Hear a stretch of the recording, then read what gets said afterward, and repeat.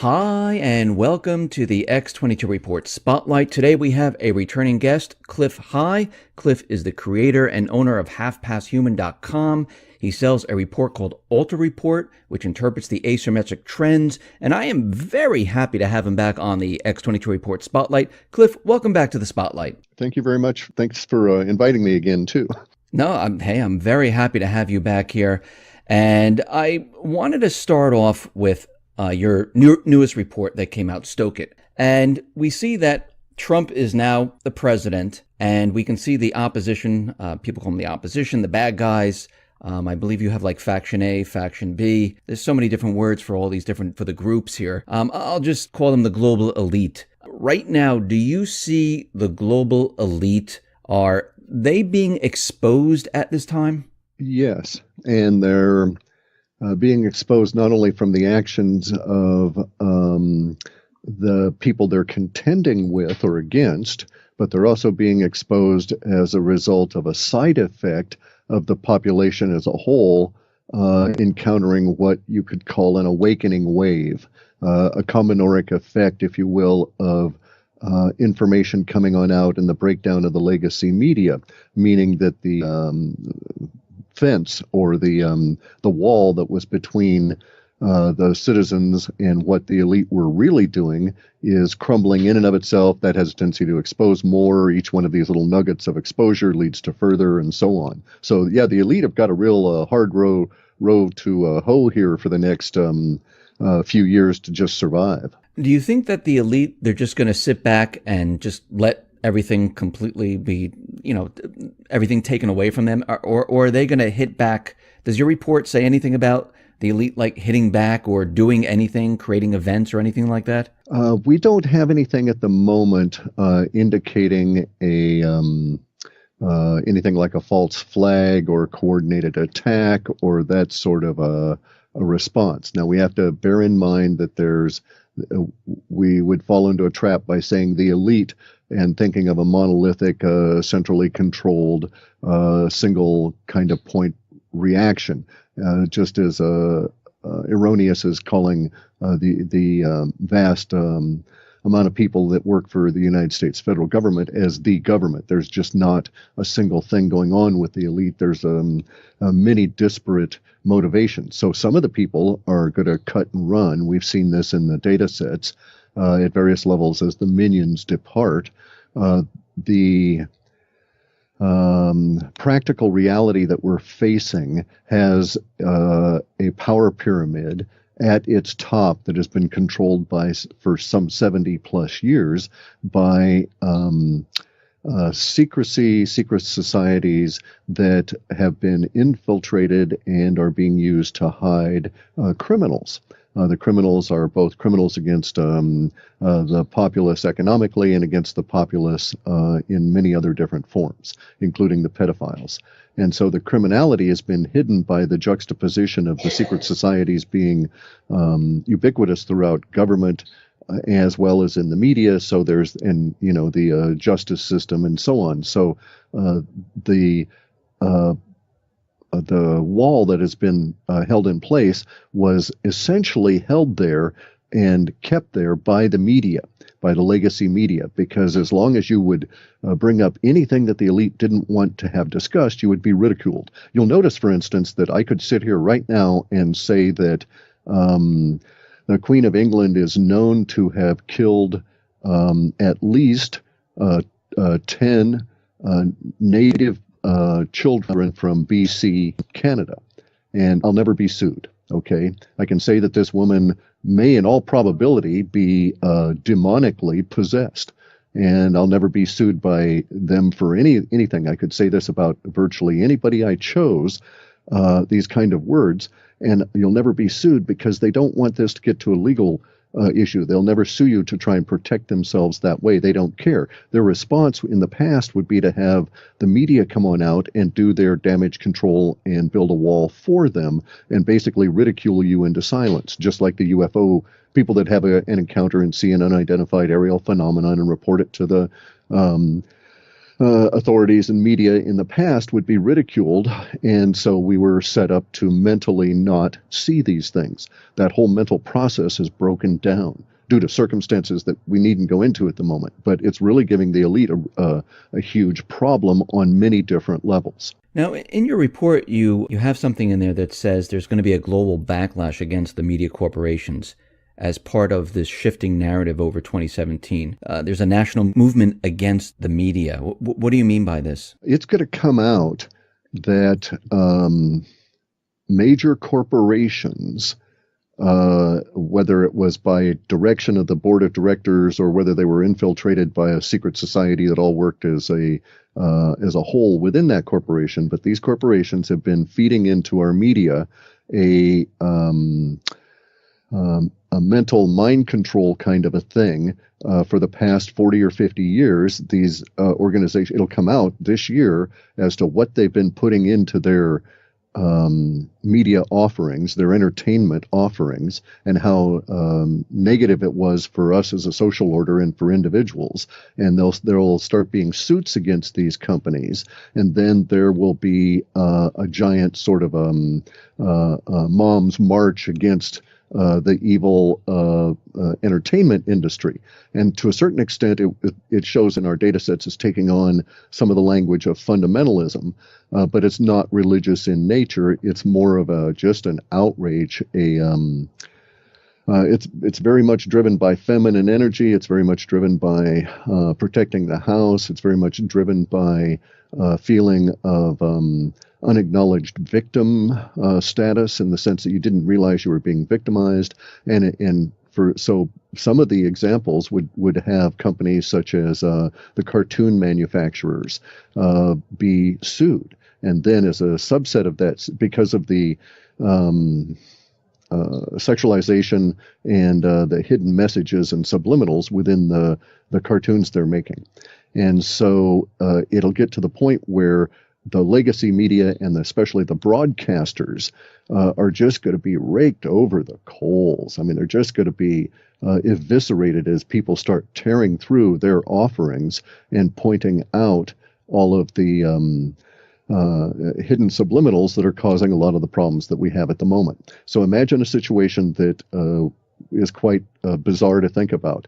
But in the 1890s, there is a resurgence of the Masonic lodges in the northeast of the United States. Over the course of the next 50, 60 years, that lodge is actually, in the resurgence, it was 100% infiltrated by a particular small core of people that took the lodge in a direction that it should never have been taken, and it ended up hiding a network of individuals that were coerced and coercible because they were all pedophiles.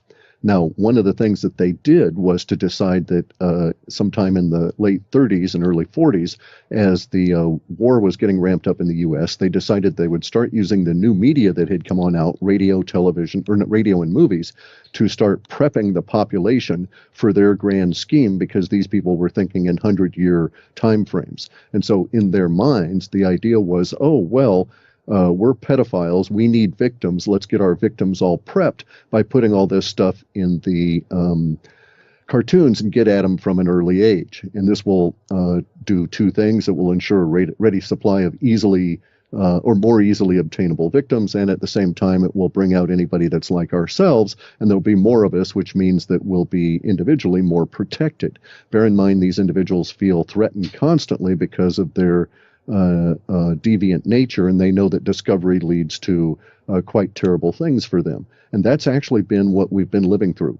And so some of the corporations that we laud, and there's no point in me going into names, are going to be first sued as the truth starts coming on out, and it'll come on out with a couple of brave individuals that said, look, I watched your cartoons for, X number of years, and I'm a twisted, horrible wreck, and I'm going to sue you for it. And that is the kind of like finger being pulled from the dam that starts the whole onrush that later on over the course of this year starts changing the nature of corporate culture across the Western world. In your data sets, does it show that like Trump is actually trying to release, and Bill Holter calls them truth bombs? Is he actually releasing truth bombs and seeing how the public reacts and the corporate media reacts? Do you see anything about that? That would go to intent. Okay, and so no, our report doesn't do that kind of intent. It discusses the projection of events and the language about them. So that would really be speculating about somebody's intent, and I wouldn't know why they were doing them, but it indeed does show that that will be done. And in fact, we're able to look at enough of it arising that I was able to label it as strategy 3, the idea of creating a third force. Those words also appeared in the data.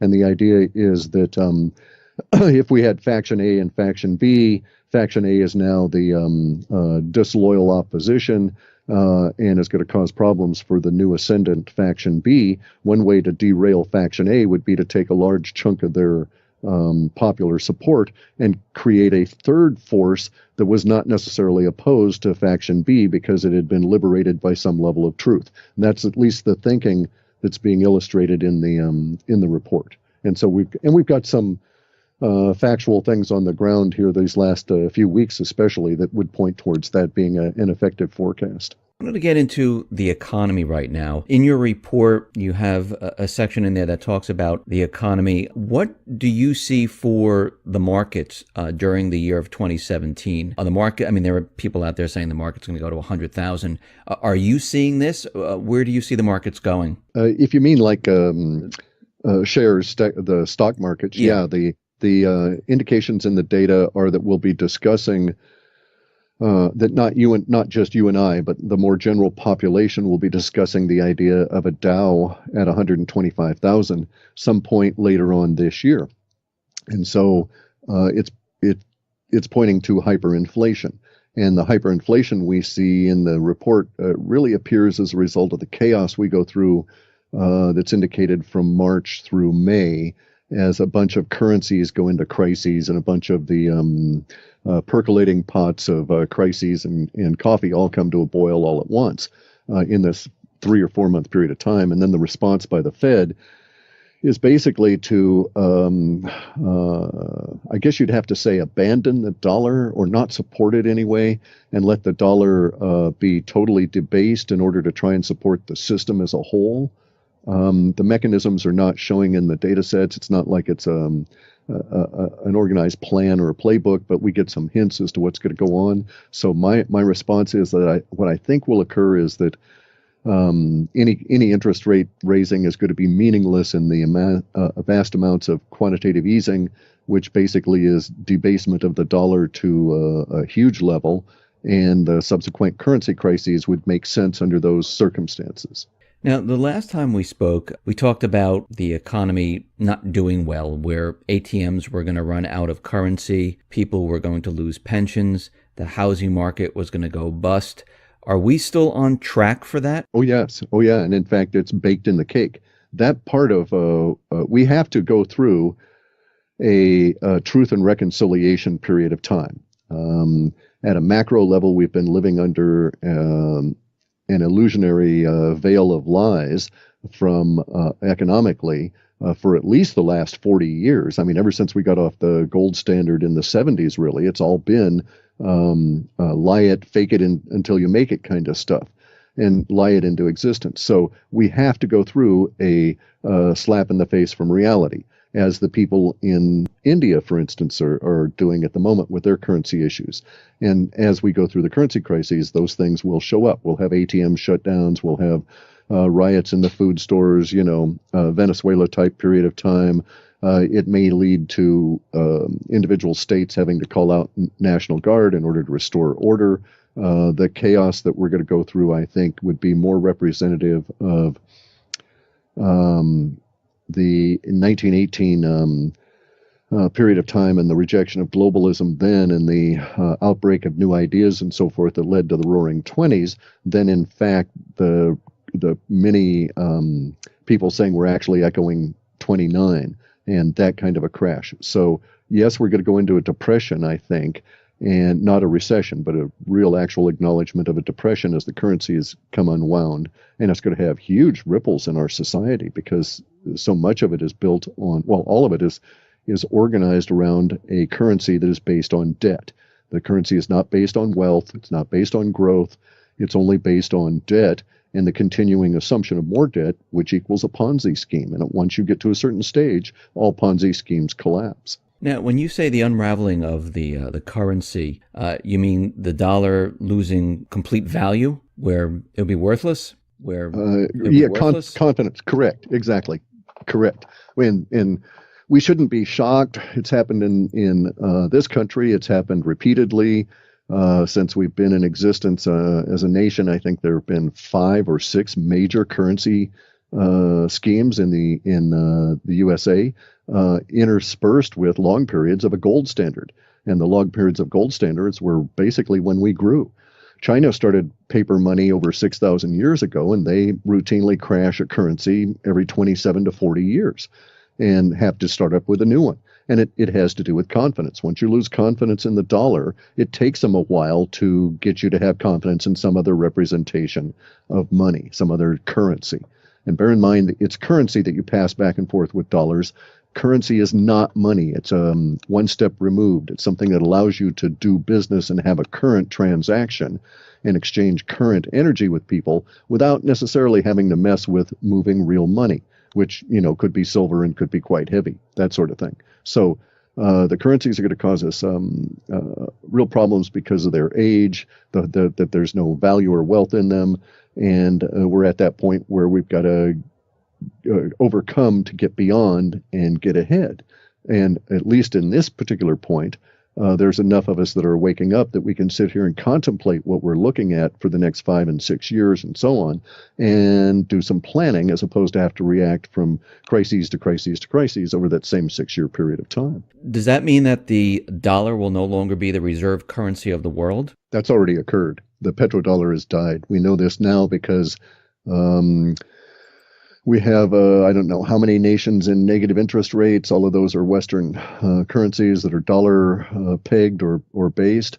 And now people are trading in oil around the dollar without involving themselves in the dollar at all. So the petrodollar has died. It's no longer true that the U.S. dollar is reserve currency.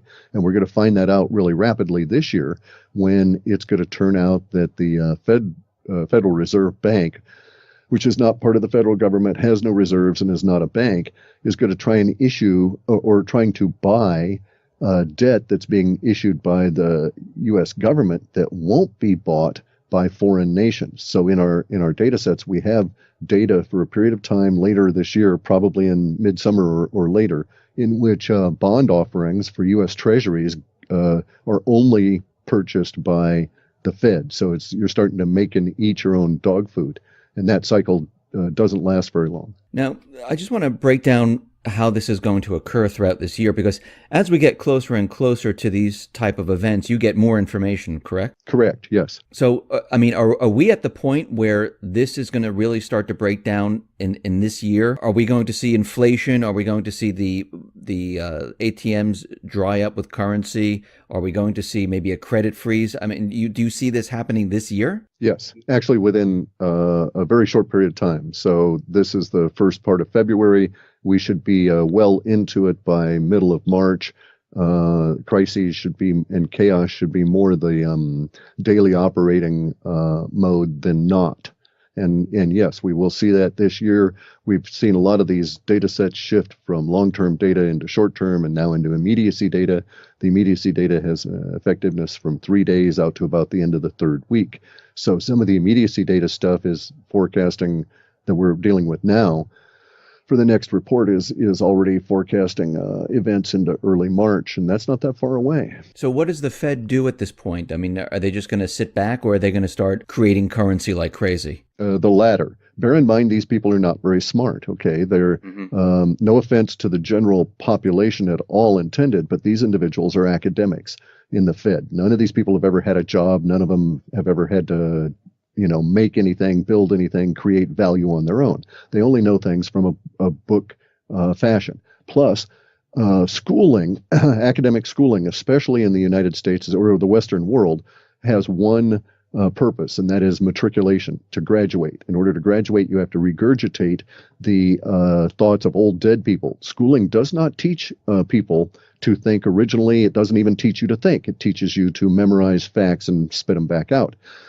And as a result of which, none of the people that are running the Fed, all of whom are academics and trained and been in their careers and done everything from that viewpoint, none of those individuals can think their way out of a paper sack. So they will try exactly what they've done in the past because they think it is working. Let me also state they're so isolated from the general population and what's going on that they think everything they've done so far has worked and in fact was a good thing to do.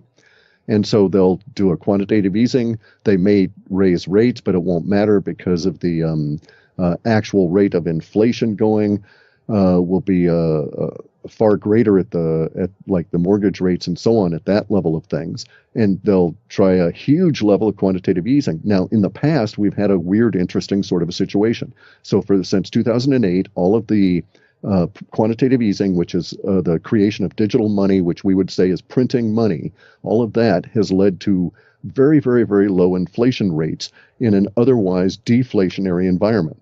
And so this has occurred because the Fed set themselves up for it. They told all the banks out there, basically, they said, give us your assets, your excess reserves, and we'll give you money for it. And so the banks, not being stupid, they gamed the system, and they would get money from the Fed, and they would use it to acquire excess reserves, which they would then give to the Fed as collateral to get more money. So the banks never loaned money into the system at all. And so the Fed at that time was forced to keep lowering rates in order to keep the system going until they eventually got to the point where we're at now, where they're considering negative rates. And so they decided in 2015 that they were going to try the opposite and try and lever themselves out the way they've done in all previous crises. But in all previous crises, they've never, ever had this excessive reserves stash and we'll give you cash policy. So that led to this circuitous eating of money that didn't get into the general population. Thus, we only had marginal inflation in those things that we really need and not a generalized visible inflation everywhere. And so that's going to fall away. Plus, the media, legacy media that used to lie about all the inflation is falling away. And under these two circumstances of the excessive reserves going away because of the long-term rates going up, and therefore banks can make more money loaning money out now than they can what they used to do is they'd buy a house or take over a foreclosed house. Then they'd run to the Fed and show the Fed the deed, and the Fed would give them money for holding this excessive reserve. Now they're actually inclined to say, well, look, we're only making 1% maybe on this money that we've got for this deed for the house. So we're just going to sell the house and then we'll loan that money out. And we'll make 3 and 4 and 5 and 6 and 7% as rates go up. And basically they won't recycle the excessive reserves back into the Fed anymore. And so they'll stop gaming that system. And the minute that individual banks do that, then those individual banks become conduits for that currency to start going into the general economy. And thus we're going to get to this situation where the abandonment of gaming the Fed is going to create inflation very rapidly, and the Fed will be too locked into easing, and we'll get into hyperinflation, and then they'll start trying to chase the interest rates after that, and that's when it shows as coming all unglued at the local regional bank level. So it's going to be chaotic. It's going to be wild. When you say hyperinflation, can you give an example of what you mean with hyperinflation? Well, the Dow would be 5 times what it is now, or 6 times what it is now, over $125,000, which means that the money's been debased by that same factor. So if you're spending $2 for a gallon of gas now, you can imagine you'll be spending $12 to $15 for a gallon of gas. And that's just the start. Okay. And is this going to be a global phenomenon? What happens to the other countries, Europe? No, actually, the breakdown goes a different way, okay? Within our data sets, we've always had Canada and Australia dollars because they call them dollars at some level and talk about their currency that way. It lumps in with our dollar, and I've got to go through and separate it out. So I know these two in particular, as well as Ecuador, because they're tied to the U.S. dollar. They show up within our USA POP data sets that way. But the Australian dollar and the Canadian dollar are actually going to strengthen against our failing dollar. Once we get to a certain point, the USA dollar starts going down, And commodity-rich countries like Canada and Australia will start rising because there's going to be a commodity purchase boom by the only buyer on the planet, really, at the moment, which is China. And so those two countries go up. Europe is going to not survive as the euro. And that's going to be horrific for everybody over there in a lot of different ways. Here in the United States, what about the jobs? I mean, when this all hits, we're going to see mass layoffs? There's a lot of that in there. But it's not going to be a all at once kind of thing. It's not going to be all in a week. So, for instance, the data sets show that as we get into fall, the regional banking crises really starts precipitating the rolling out of the crises in the, quote, educational system, which is really the school system. And by that, I'm talking about the colleges. And so because of the lending problems break down there, and because the schools themselves are having problems, we have a number of individuals that aren't working in that industry anymore and aren't attending school. So we get a lot of that showing up. But in terms of mass layoffs, it's different now because you don't really have a situation of mega employers that are going to say lay off 20 or 30,000 people per day for a whole week. It just doesn't really get to that level. The problems show up in regional banks and then what we might think of as the regional or mid-tier companies. So say 500 employees or less. And those are the guys that get hit by this first. Now, the good news is that humans are not stupid. They're motivated by their own personal welfare. And so there are going to be people that are going to start working out solutions as we get into the crises just because they're desperate enough to do it. And some of these solutions show as being valid across the nation as a whole as we go through these next couple of years. But it's going to be a rough couple of years. There's absolutely no question. Will it get as bad as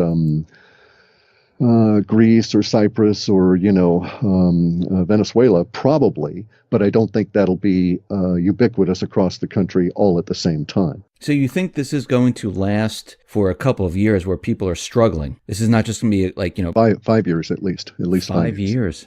We have these two broad memes, if you will, okay? And one of them is that we've separated out into what we call USA population, USA pop. Then there's global pop. Now, USA as a population is a subset of the global population. But just separating it and looking at the two, we see that there's these like counter juxtaposition on waves. So as we're going down because we've got to deal with all of the problems that originate from the 40 or 50 years of being lied to constantly about everything economic and everything, period. And we've got to get real on things. Those people that are already real, that are living in what we might call the emerging markets, their trend lines are definitively up.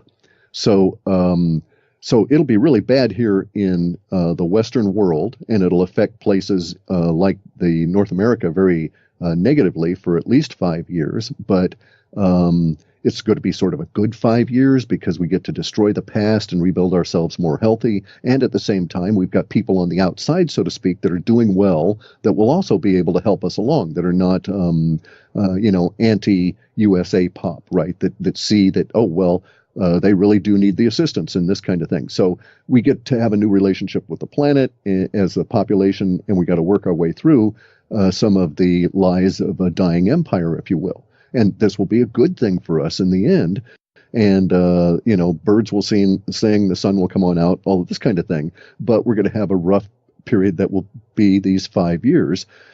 And in some areas of the country, probably longer, because they're going to get to it harder or, later, that kind of a thing.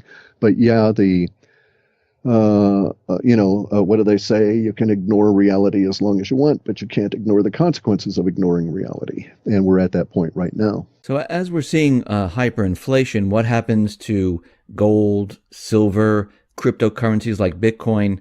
Do they move up? Do they move down? Oh, certainly. No. They shoot through the roof because the hyperinflation will chase real assets in a definitively human way. If you've gotten a big windfall of, several $100,000, and you realize these $100,000 are less valuable than the money you'd gotten last month, well, you're going to get rid of them. You're not going to hold them.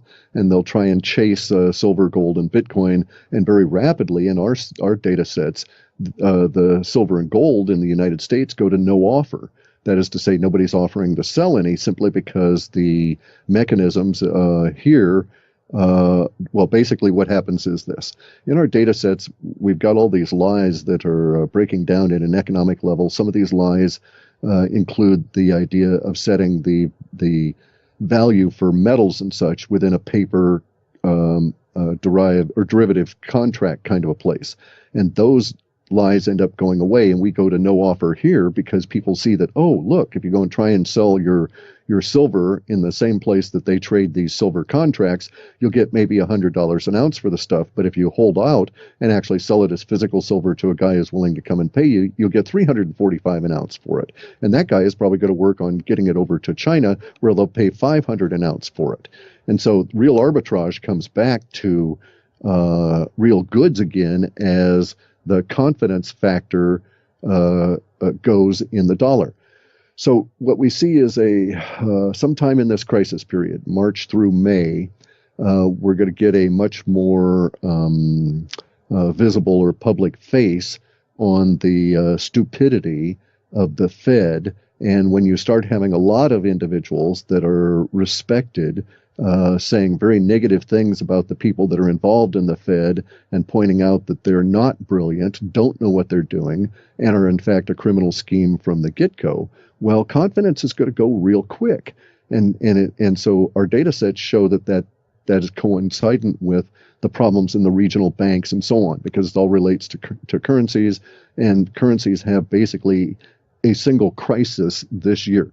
And that crisis at its core is confidence. So what this sounds like to me is that we're going to be going through this reset, and this reset's going to be painful. Is the central bank still going to be in existence after all this is said and done? I would hesitate to use the word reset, okay? Okay. The reason that I hesitate to use that is because I'm not being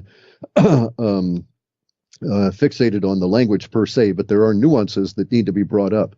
A reset language, if you use that word, it implies there's a connotation involved that there's an authority that is making that reset occur, and that this reset is an organized kind of a thing.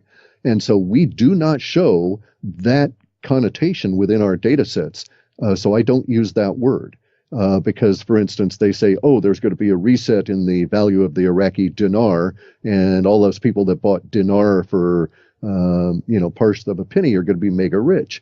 And that reset, and the language, whenever you see this language in the woo-woo world, reset used, it is always going to this idea of what I call the external savior myth. That is, that there's going to be someone outside the system that's going to cause it to be saved. And that is not the case that we have here. We don't have a reset. We have all of humanity struggling to, well, especially because of the Western world, but we have the Western Empire struggling to come out of empireness and the lies that have held us all in that state of mind for, like, as I say, the last 40, 50 years. After all this, who controls the monetary system? Is it still the central bank? No, we don't. We have the central bank sort of dying in the sense of not being killed, but dying like competition. Like, they're the local barista that has bad coffee. Nobody just goes there anymore. They just, yuck, I've tasted that. It's no good. Let me go get my silver, gold, Bitcoin. And Bitcoin shows up as being very useful to the point where we as a social order end up having slang terms for decibits and millibits. And so we know that the slang will evolve because there's forecasts of that within our work. We just don't know what those words are going to be, but we'll have words for millibits that are equivalent to the word for a penny or for a lira, that kind of a thing, right? Because we'll be using it. We'll be transacting in that. Cliff, do your data sets see anything that has to do with war or anything like that? There's a lot of it, but no, we don't have, there's a lot of the grumbly level war language, all right? But in general, that appears to be winding down in the long-term data sets. So it is as though Faction A when they were in control, had so much of the resources going into the wars that they were able to sustain those because they were constantly being paid for. And now that we have two conditions arising, which is that Faction A is no longer in control of those resources, and those resources are dying in and of themselves because they were currency based, then there's no longer support for all of these grumbling kind of wars around. So, in other words, explicitly, the data sets show that the USA POP funding for what we call ISIS or ISIL or Daesh or Daesh or any of these things for that insurgent level, it just stops. And these people basically, without the money to keep going, fade away over a very brief period of time, just relative few months. And a lot of the that level of warfare is removed. Now, we do have a lot of stuff involved with, at the very far end of things, with military bases being shut down and troops being brought back. Again, all of this economic. And so the trend, if you will, within our data sets is counter-war, is like anti-war, not like in an anti-war protest, but rather in the breakdown and re-enfoldment of a lot of the older warfare kind of material back into the civilian society just because we need it, just because we can't afford it anymore. Cliff, I really appreciate you taking your time out and being on the X-22 Report Spotlight. Once again, how can people see your work? I have the reports available at a place, halfpasthuman.com, and I have a YouTube channel, Clif High, for when I put out video updates. Once again, thank you very much for being on here, and I'll put all the links at the bottom of the video. Thank you very much for asking. Thank you.